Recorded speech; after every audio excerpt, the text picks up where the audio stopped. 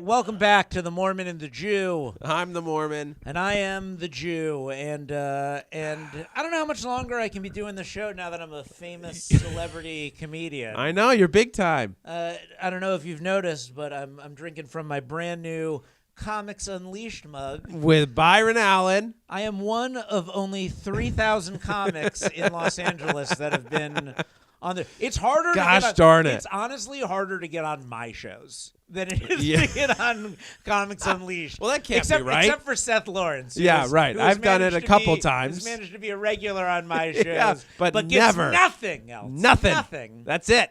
I just get Joshy to book me because I've fooled him. Nobody else sees it. I've learned Comics Unleashed really solidified a thing I've learned about myself. Okay. What's that? That no matter whenever it's something I need to discuss in therapy. In therapy tomorrow. Yeah. I have therapy tomorrow. My therapist, I think she's trying to get rid of me. She's always like, "Do you want to go to As Needed?" I'm like, "If we went to As Needed, I'd see you more than I'm already seeing you." Yeah, I don't think you. As needed, I'll see you every day. There's not a day that would go by where it's not as needed. It's as we have more it set needed up right now, once a week, I pent it all up, and then I at you the one time. Why don't you just be on call? Can you be on call for me? I'll call you every day. What I've learned that is a thing that I am dealing with is that anytime something good happens for me, okay, I crash out the next day. Oh. I find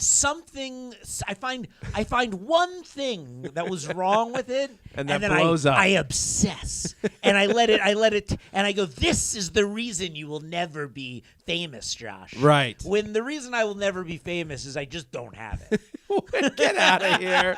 You have it. You have it. You're on the road to discovery right now. I come prepared. Yes. I come prepared. Yes. I come prepared. Well, when I was on the show yesterday, I had a whole outfit picked up. I had it dialed in. I was like, "This is what we are wearing for Comics Unleashed." It's gonna be. It was this shirt, a little bomber jacket, yeah, some nice skinny blue jeans I got, and my New Balance shoes. And then to top it all off, I had my Undiscovered Genius hat, the same hat I've worn in my special. I think it defines who I am. It defines how I got onto the show. Yeah. I got onto the show, and they played my sketch. I made a sketch. Oh, is that right? Sketch. You can go digging in my Instagram, find the sketch about a comic who's like, "How have I not been booked on Comics Unleashed?" There's children getting booked and homeless the AI people, homeless guy. And the funny thing is, there's a joke. They played the sketch on the episode. There's a joke I have in the sketch, and we'll talk about Seth's almost ruining me. Get out of here. There's a joke.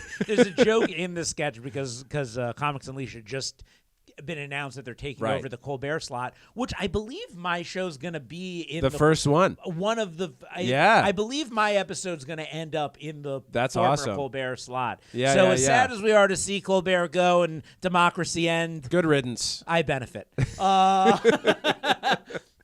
I have a joke where it's like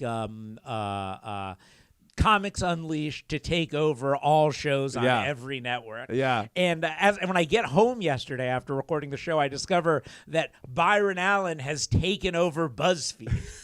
Byron Allen now owns. I was sitting next to the CEO of BuzzFeed, and I had no idea. Hilarious. No idea about it. Comics Unleashed may take over everything. They might. It started as a joke. Yeah. Now, do you know how Byron Allen made all of his money? The Weather Channel. That's it. Okay. He created the Weather Channel. That's insane. There used to be a time when you could just tell people the weather for 24 hours and become a billionaire. I had no idea Byron Allen was Jewish. You can trust the anti-Semitism coming over here. Just because he's on a show that says Jew in the title doesn't mean it's allowed. So at the end, and they come in and they're like, "No logos, right? No logos, not even ones you make, not even my own self-designed artistic logo that you can't even buy anywhere but at a live show." Right? They're like, "No logos." Switched into this hat. Josh turns around and whips these underage children to make the hats fresh. And I just I left and I had a meltdown about this hat. I was like, it's not me. It's not who I am. This is not the me I want to put forward to the world. What in even the Colbert is, What spot. even is this hat? But good. I'm wearing it now. Yeah. I've been since convinced that it's all right. It is all right.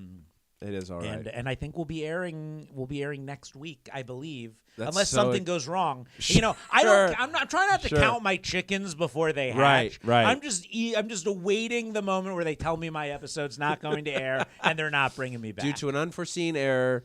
Just whatever thing. It's been dropped. Whatever thing Right. is ruining it. How did you walk out?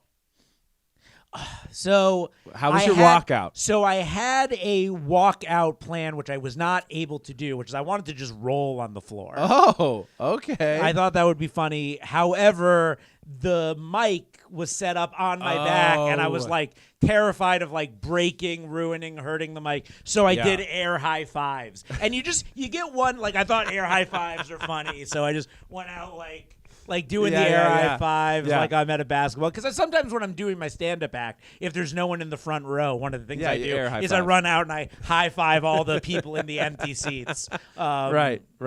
So a little on brand, but we'll see. You get one shot. There's like, go!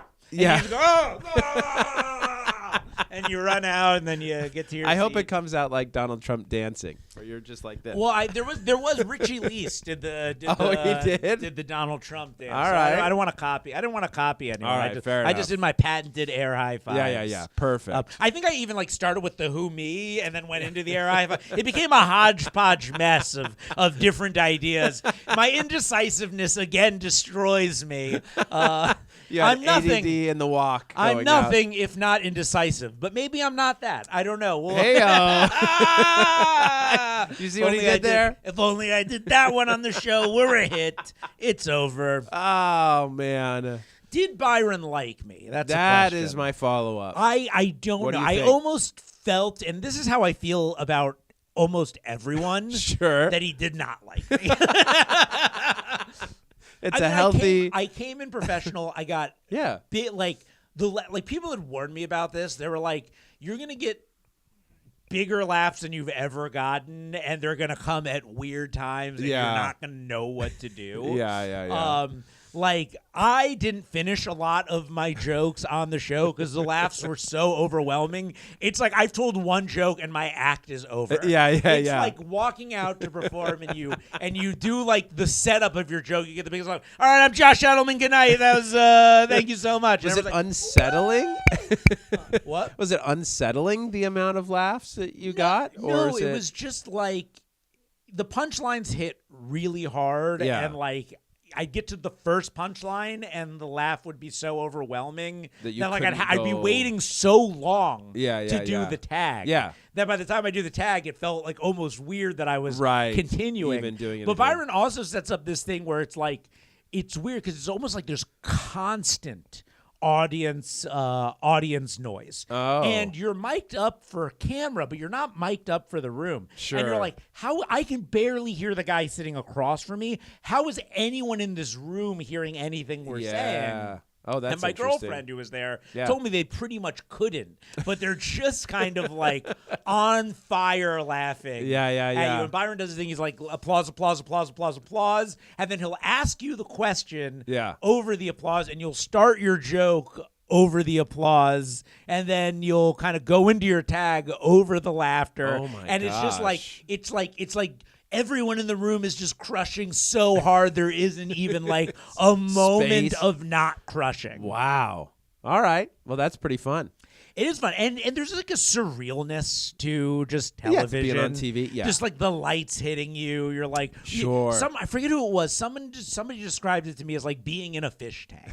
And it is funny because there's a fish tank behind Byron, and it was a perfect description of what it feels like. You're just like in a fish tank. You got all these people looking at you. Yeah. You're doing a show, and like they film 5 of them in a day. Right. And it's a little bit like a game show, but there's like no prizes other than being getting on the show. Other than the number one prize for a comedian getting to tell your jokes to an actual audience. Yeah, that's right. You tell them what you've won. You've won performing your stand-up material in front of real people. Hooray! They cannot hear you, but they are real, and they are paid to laugh at your jokes.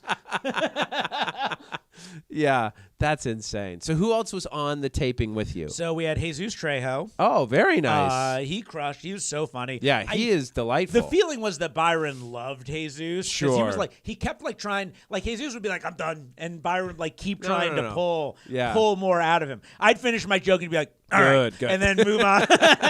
Look at this fucking poor jag. What is this dumb hat he's wearing? I can't even look at this. I can't even look at this fucking guy. Yeah. Then we had Allie Breen. Okay. Do you know Allie? I don't know Allie. She's a New York comic. Very, very pretty. Very funny. She was great. Byron seemed to really like her. And then there was my side. You're like, this guy. And then Rob Smallwood next to me. If you know Rob. Rob did all right. Yeah, you good. know, I don't know. It just felt like Byron loved this. Byron sitting here, he's like, this side, love him. This side, got to talk to these people. Can we cut him out of the show?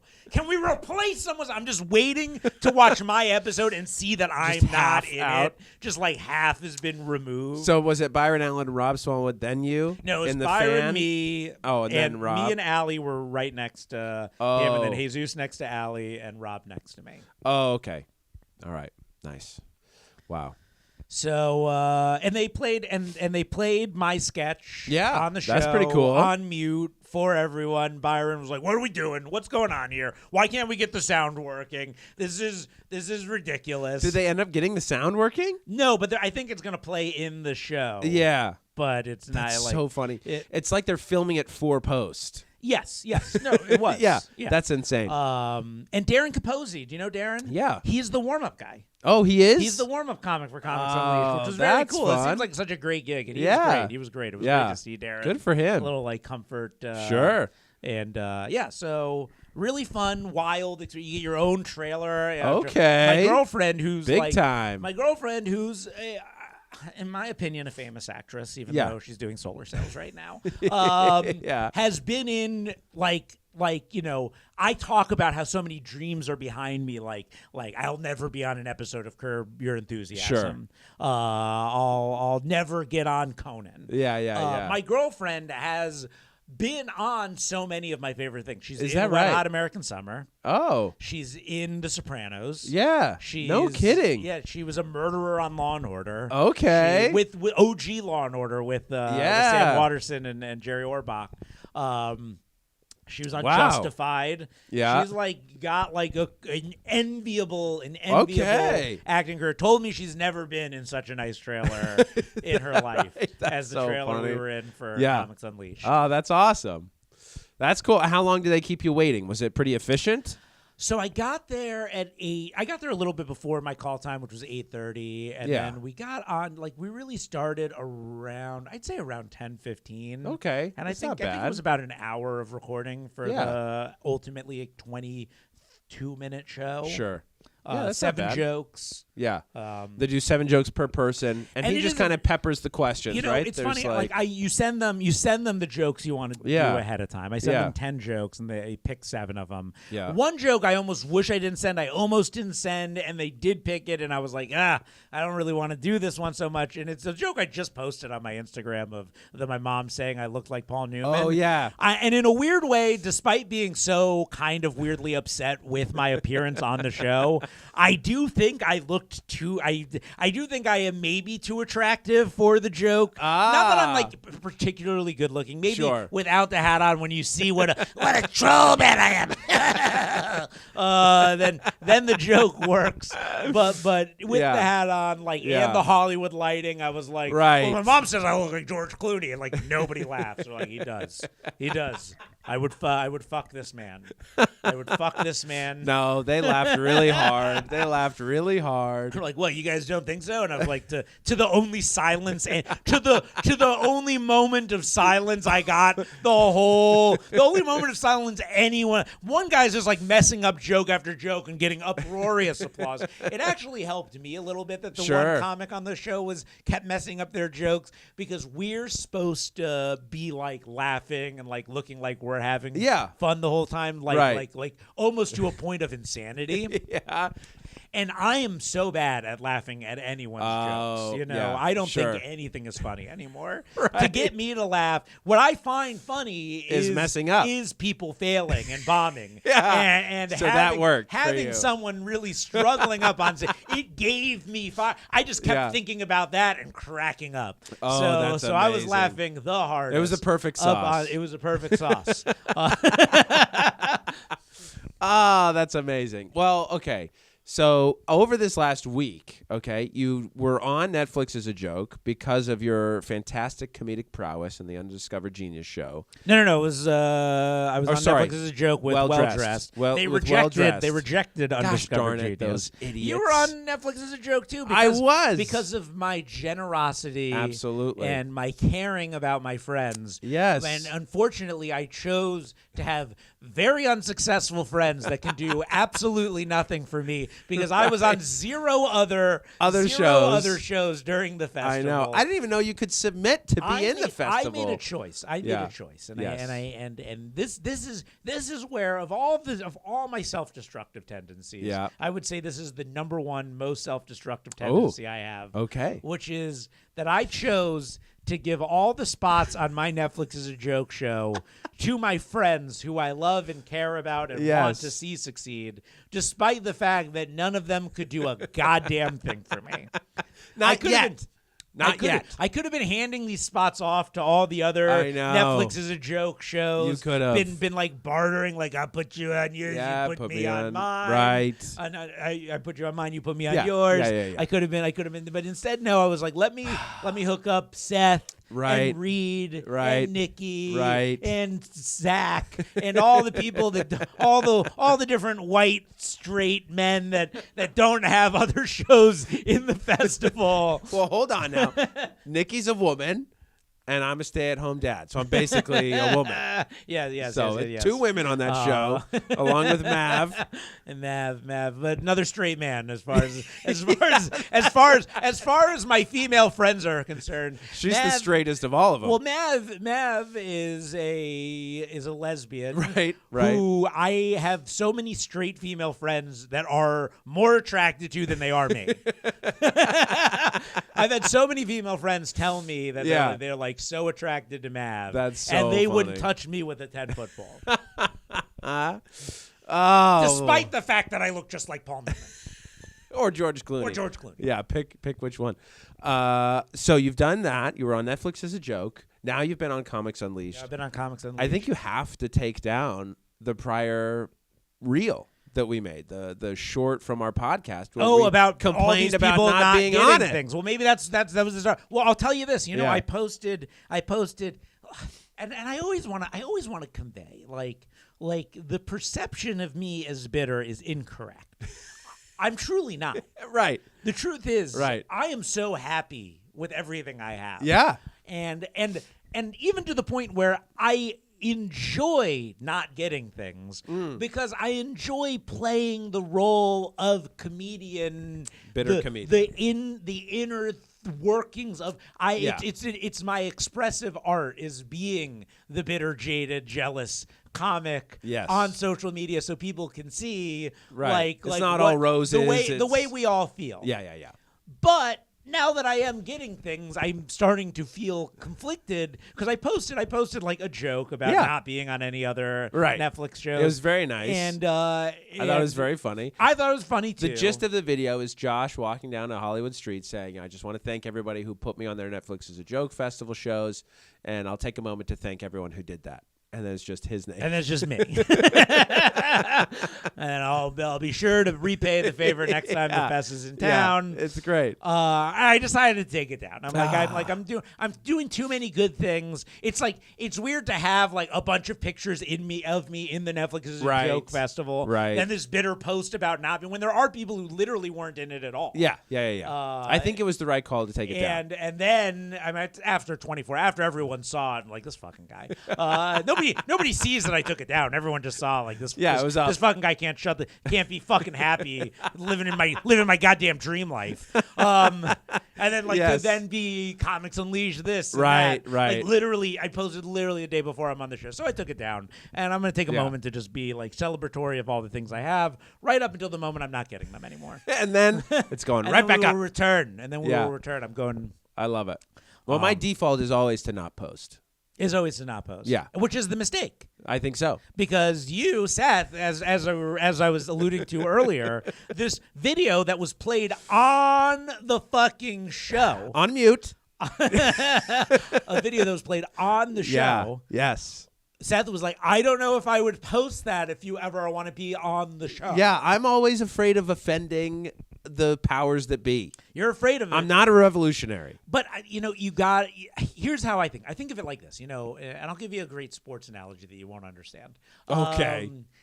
You got to stay consistent. You got to Yeah. be who you are. You got to accept either the consequences or success that comes with being the person you are. Right. So I post these things, and Yeah. it's like I can't hold back on one thing when I'm going after another. Right. Right. Just because I want that thing. Yeah. And it's like maybe I've been getting booked. I'm booked on a couple more Don't Tell shows coming Yeah. up. I don't know if the powers that be at Don't Tell are aware of this. I don't think I'll ever see myself on a Don't Tell special. Sure. Who knows? I never, But you're making waves, at least. But You're I'm out making there. waves. I post the challenging content Yeah. about that stuff. I post about all these different things, and I just got to remain consistent. And I posted a video about a comic desperately trying to get on Comics Unleashed that took a couple of digs at aspects show. of the show. Yes. And they loved it. They loved it it. so much they put it on the show. Right. Had me on the show. Right. It's beautiful. Everyone at the show was telling me we loved the video. It was so funny. What a great. It is funny. And it's great. So don't be afraid, but also don't copy me. Don't be me. Don't steal my shit.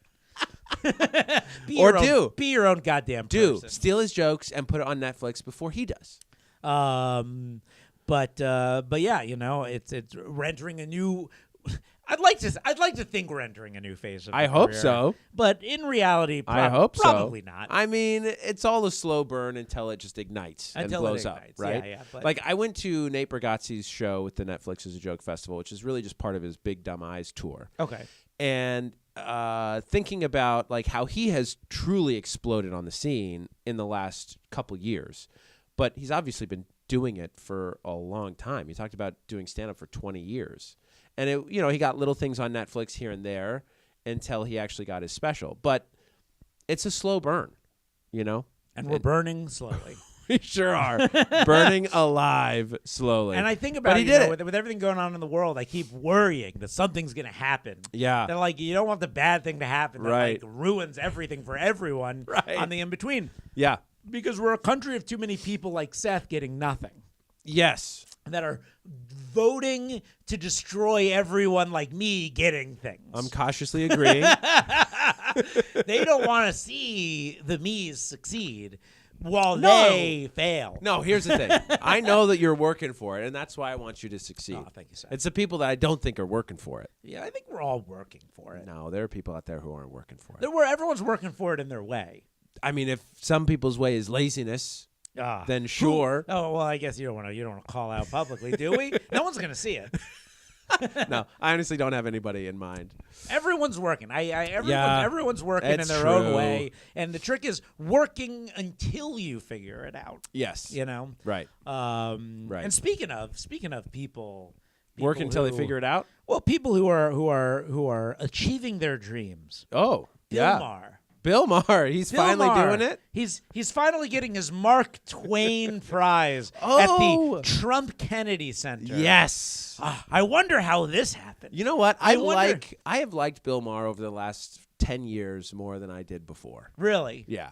Bill Maher has been a steady decline for me. I where figured I it used would to be. really I like figured Bill he would Maher, be. and Yeah. as it continues, well, I was with him longer, I think, than most. Yes. Definitely think some of his Islamophobia has been a bother to me. Yeah. But then the real nail in the coffin for Bill Maher, the thing where I could no longer truly accept him was when he went and had that dinner with Trump. And then comes back, he's like, so sue me. I liked him. It was a fun dinner. I enjoyed it. He was a normal person. Leave me alone. I did what I did. And then you will say whatever you want about me, but I think I did the right thing. It was like the most crazily defensive, I know I did something wrong and I will never accept it. Yeah. That's a like, very agitated Bill Maher. It was nuts. It was nuts. And then cut to a few months later. Yeah. And what happens, Mr. Like it makes so much sense because he's just like Trump. They're truly two sides of the same coin in that they're such. In what way, Josh? In what way? Trump constantly goes, The Apprentice never getting an Emmy. It's ridiculous. Yes. Da, da, da, da. And then Bill Maher complaining that he's not getting the Emmy. It's and as someone who's constantly complaining about not getting right, things, I understand you guys. Yeah. We're all three monsters. As long as we're all being above board, We're about monster. it. We're monster. But it's like you're so transparent, and then so Bill Maher doesn't get an Emmy. Da da da da da. Yeah. Goes and meets Trump. Comes on his show, talks about how what a sane, pleasant person. He's like, I didn't feel as comfortable with Obama or Hillary as I did with Trump. Da da da da da. Yeah, yeah. Then suddenly, the Trump Kennedy Center decides to award Bill Maher the Mark Twain Prize. Ooh.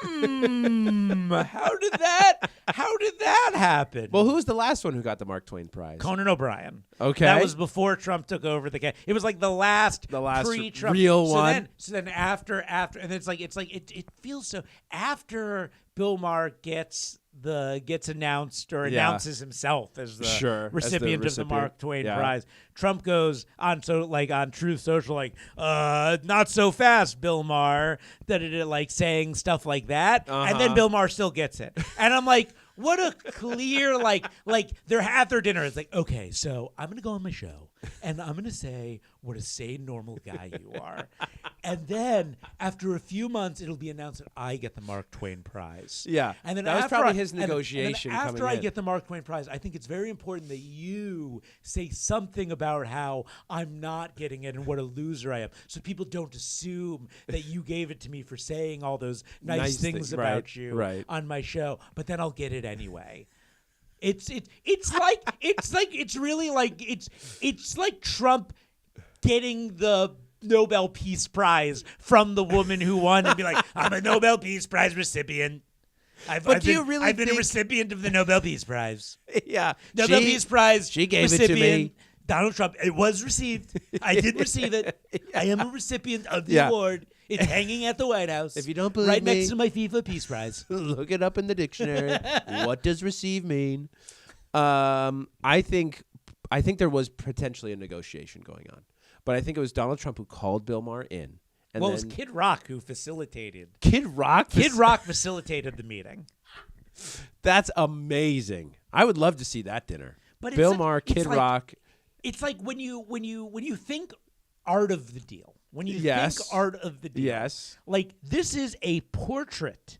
This is a portrait of what maybe is Trump's negotiation skill. Because Trump has this thing. This is the quality of Trump. And he's wrong and right at the same time about this one thing. I'm going to he thinks everyone is like him. Yeah. So the people he knows how to negotiate with are the ones that are actually like him. Okay. And Bill Maher is one of those people. That's actually like him? I can negotiate giving you a dumb award you don't deserve. Sure. Or you know what? Fine. Bill Maher's been on TV for a long time. I like Religulous. I liked his show for a while. Yeah. He's done good, but you've turned into such a fucking loser. And you weren't going to get this over better people for it right now unless you made your deal, because you're not getting your Emmy because the people who give out Emmys don't like you. Right. I mean, unless it becomes the CBS Emmys soon, who knows? They'll be the Trumpies. The Trumpies, yeah. We're changing the Emmys to the Trumpies. I didn't name it. Somebody else named it, but I think it's pretty great. I think it's a pretty good name. Yeah. CBS named the award the Trumpies, and it wasn't me, but I support it. And it's such transparent art of the dealness. Sure. And it's so lame. And like you could just see Bill like justifying it to himself. It's like, well, I just have to say these things, but then I'll still get to criticize him afterwards. Yeah. So it's just for the award, which I should win anyway. Right. Of all I've done in the industry. Absolutely. And it just like have some fucking integrity. Yeah. The show is unbearable now. And you know what? It's sad that I do still watch it, which is the problem and why it's still on the air. Wow. But I hate watch it now. But it is interesting. I just hate watch. I actually can't watch the show anymore because he has so many Republicans on at this point that it's just like torture to sit through how like stupid everyone fucking is. But I do watch the new rules, which is mostly him complaining about being an old man that's out of touch with society today.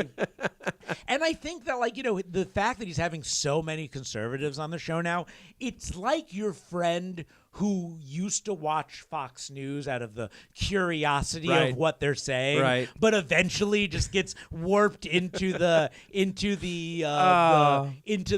brainwashing that is Fox News. You watch Bill's like, well, I wanna talk to the other side to see all perspectives, but then it's just slowly been warped the into other their side. thinking because that's all he's really hearing. Sure. That's why I like him now. Tucker Carlson looking motherfucker. He is. He's really onto the truth now.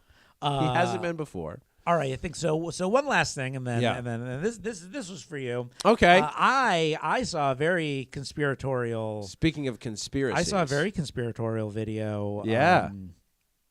Just earlier today. Oh. That got me digging. This is some Mormon and the Jew shit. Yeah. All right, ready? I'm gonna play this. We'll play it. I'll play it in my microphone. In case I don't. Just play it on mute now. Should billionaires exist, and are there any billionaires in particular you pray take a submersible trip to the Titanic? See, I don't think billionaires should exist, but it's not their fault. I think we need to get back to the revolt. We need to get back to pulling people out of their house, killing them. Oh. Taking their wealth, like they did the guy who started, Mormonism. Who started Mormonism?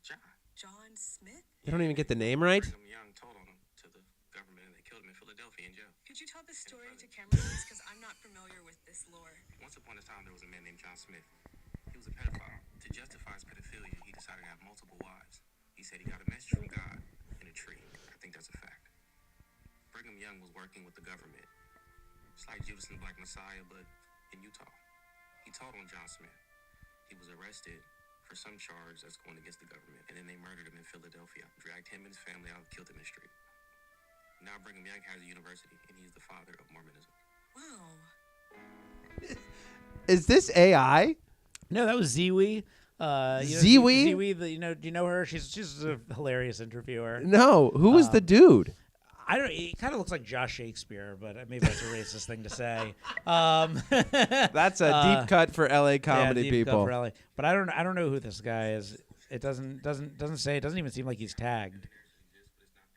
That's so funny. He does kind of look like Josh Shakespeare. If Josh Shakespeare was Shakespeare would be so happy full-size to be man. on Ziwi.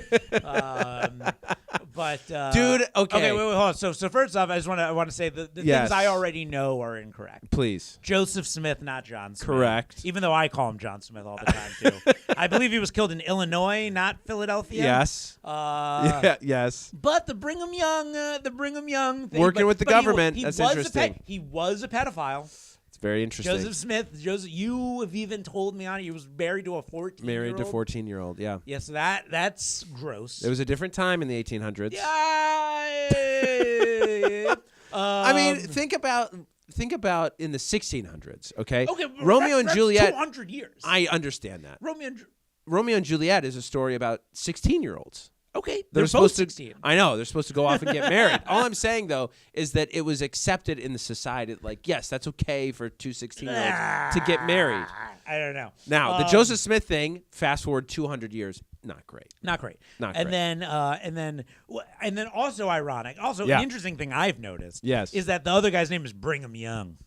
Dude, okay, so there's Brigham Young. See, now I'm forgetting who did this joke. Oh, but somebody else has this Someone joke? has this joke, but I think it was Terry Boo who Terry Vu. kind of went off the deep end. But Do you know who I'm talking about? Yeah. But he had this joke about Brigham Young, and he was like, it's a fitting name because he wanted him Brigham Young. He brought him young. Brigham Young, yeah. He brought him young. So Come to Utah. And yeah. Brigham Young was Young. also Brigham Young. Was a he a polygamist. pedophile? Did he have?